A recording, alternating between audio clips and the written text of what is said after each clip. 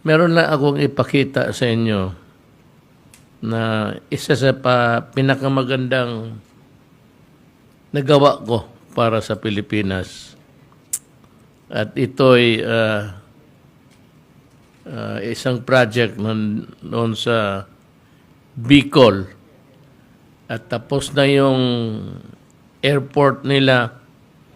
Masabi ko mas hindi nakakalahati ang Davao.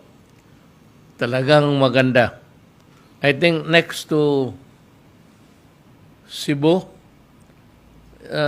itong Bicol International Airport sa Naga ang pinaka maganda.